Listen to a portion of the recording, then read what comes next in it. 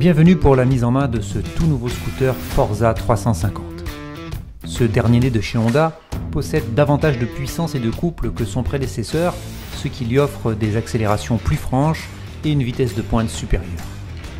Son moteur à refroidissement liquide est équipé du système de contrôle de couple HSTC qui garantit une adhérence constante de la roue arrière en toutes circonstances.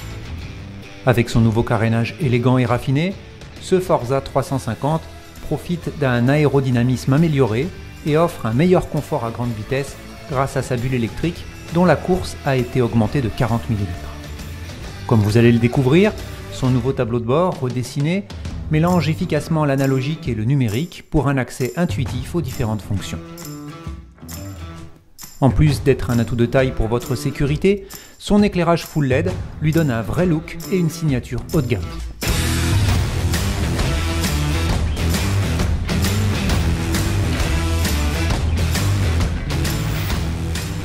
Il suffit d'avoir la clé sans contact en poche pour démarrer le scooter. Appuyez, tournez deux crans pour déverrouiller, une pression sur les freins et un coup de démarreur. Appuyez sur le coupe-circuit pour couper le moteur. Sur le tableau de bord, vous retrouvez le compte-tours et le compteur de vitesse analogique, les témoins habituels, huile, traction control activé, température moteur, absence de clé Smart Key, problème moteur, plein phare et le voyant d'ABS. Ce voyant s'allumera si vous désactivez le traction control.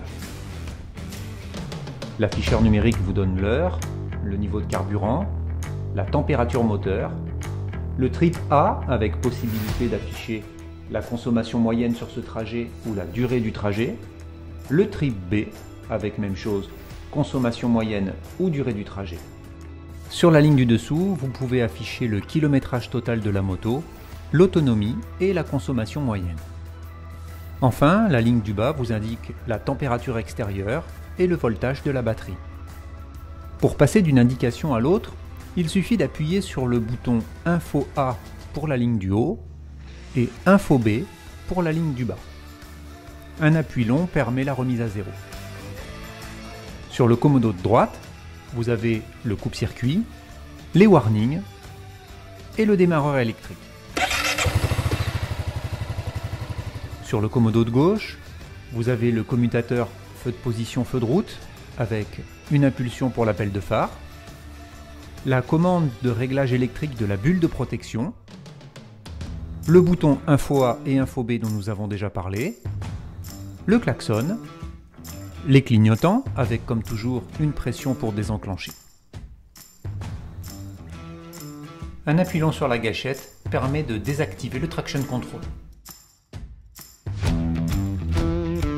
Retour sur le bouton central à côté duquel vous avez les commandes d'ouverture de la trappe à carburant et de déverrouillage du coffre de rangement sous la selle.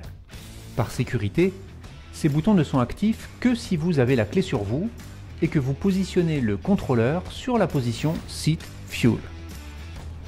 Vous pouvez maintenant ouvrir la trappe à carburant ou accéder au grand coffre de rangement sous la selle.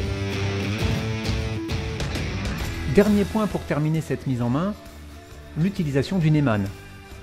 Pour bloquer le Neyman, tournez le guidon à gauche, puis positionnez le bouton central sur le cadenas. Opération inverse pour déverrouiller. Il ne me reste plus qu'à vous souhaiter bonne route au volant de ce tout nouveau Forza 350.